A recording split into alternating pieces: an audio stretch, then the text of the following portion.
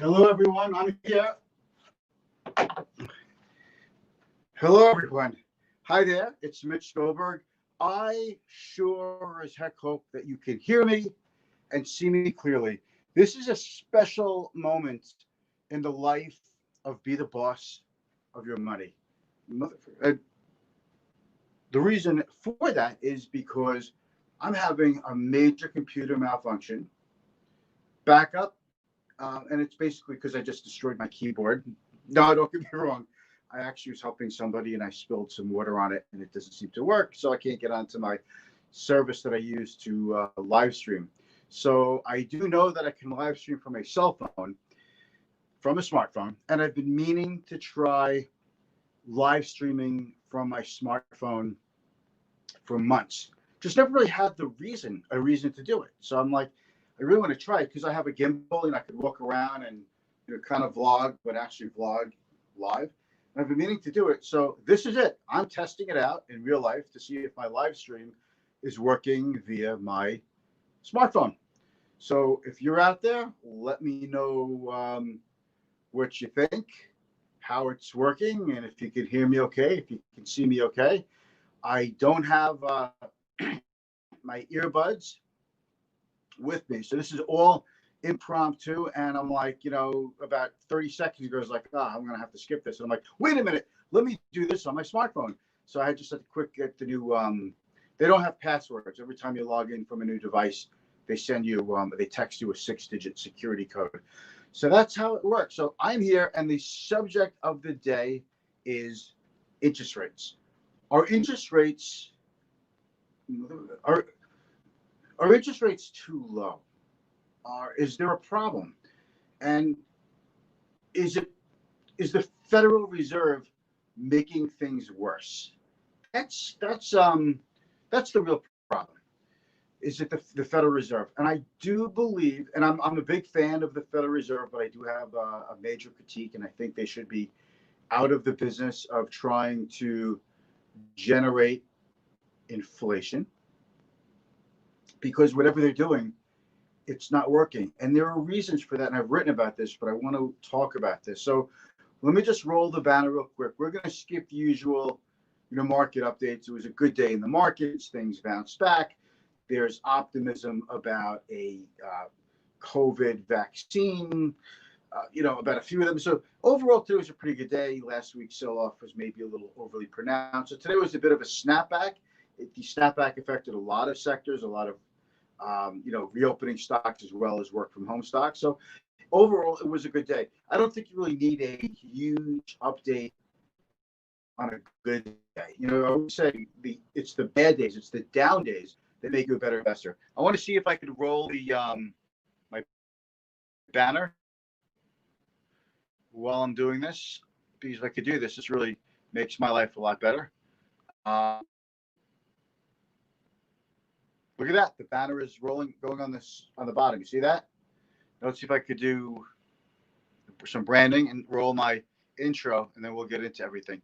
I have to have my intro, or else it's a little bit of an issue. Here we go. Stick around. We're talking about interest rates and what is really messed up. Okay? Here we go.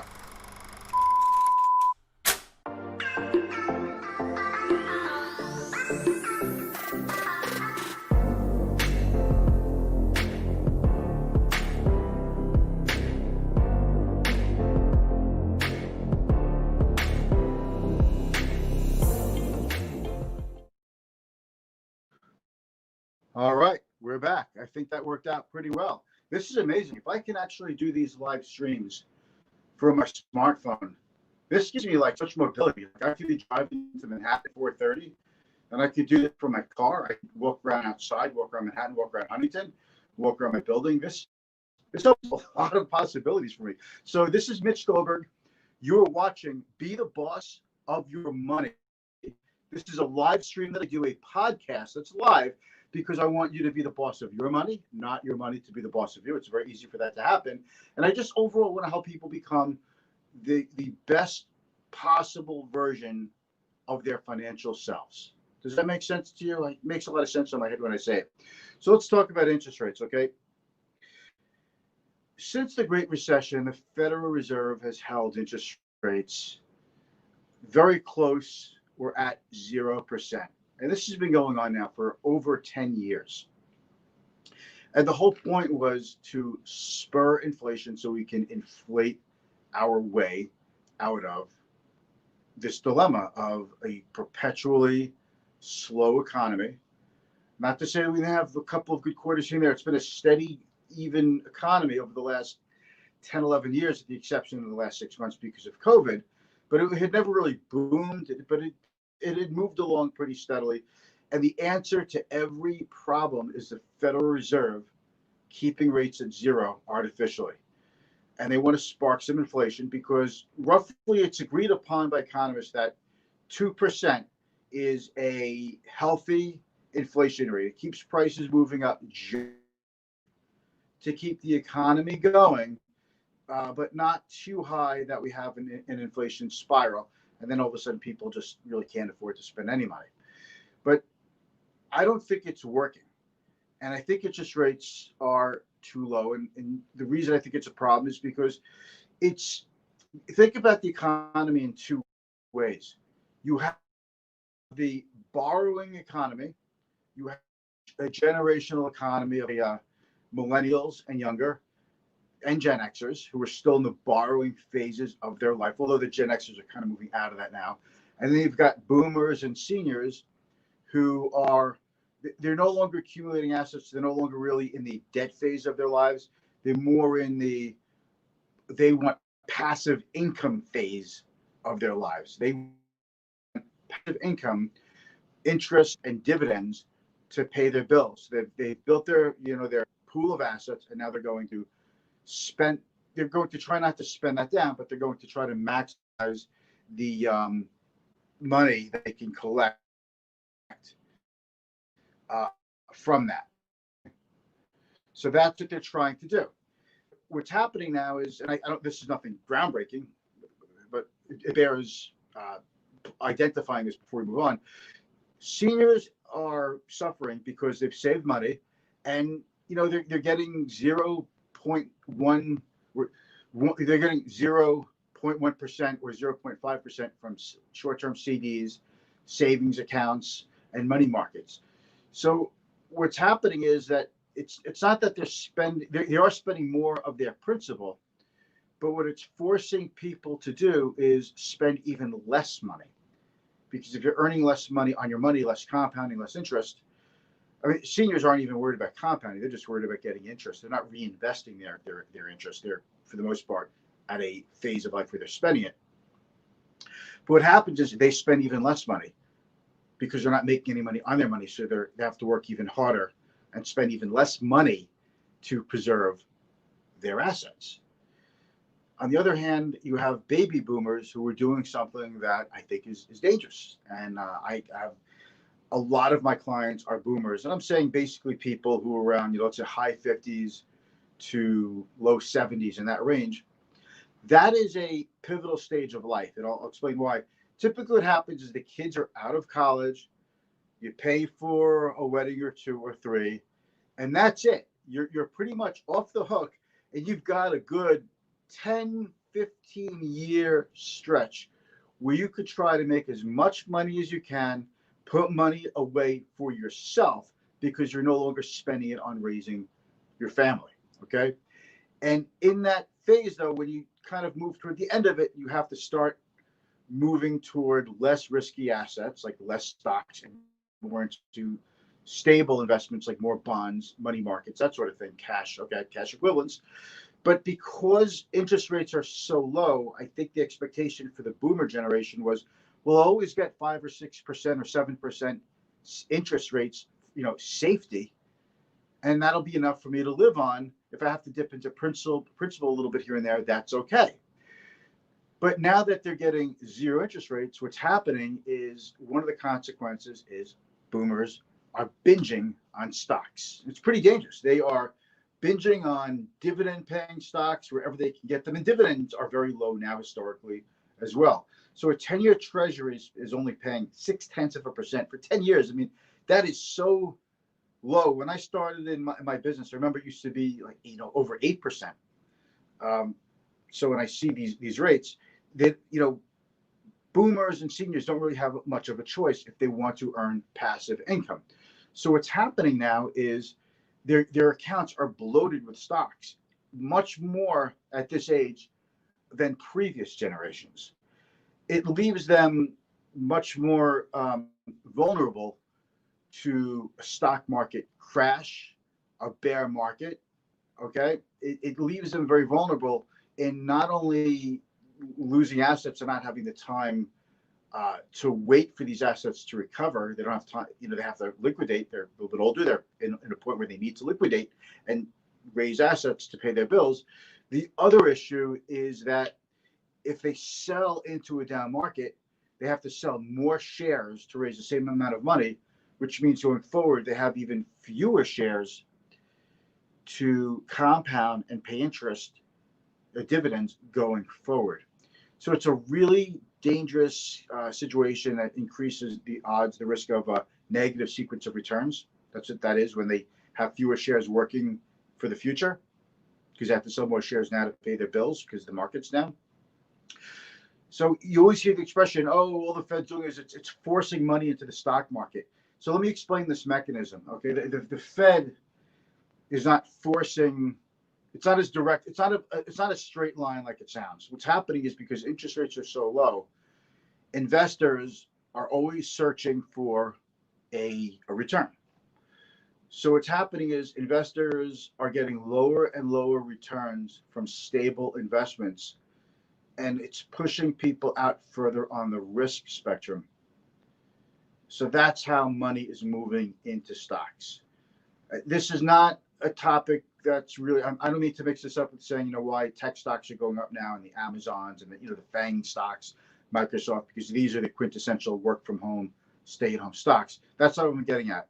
I'm getting at a generation of investors who at a time in their lives are typically taking less risk in terms of loss of, risking their capital, risk losing money. They're now getting into a higher risk of losing money, but they're doing it because they're chasing yield from dividend paying stocks. If you can't make the money on bonds, and even junk bonds are paying pretty low interest rates, like 4%, so or less. So investors are going into stocks where they can get any yield that they can find, and they think that, oh, well, it's a 5% yield or a 7% yield. I see this all the time. I remember they were doing this with Kraft Foods. I remember they were doing this with AT&T. AT&T has been a dog for years. Kraft Heinz has been a dog for years. And these stocks have been slowly losing money, but investors say, "Oh, but it pays 5 or 6%, so it's got to be good."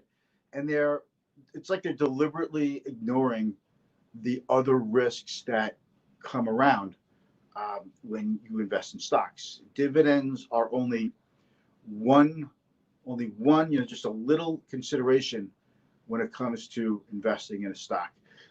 So that's my view from the top looking down, that interest rates are too low. Now, who do low interest rates benefit? Well, put it this way: low interest rates are great for the millennials because you see they're buying houses like crazy, and mortgage demand is up. Existing home sales are booming right now. So it's great for you, but it's lousy for your parents and your grandparents. So who do you serve?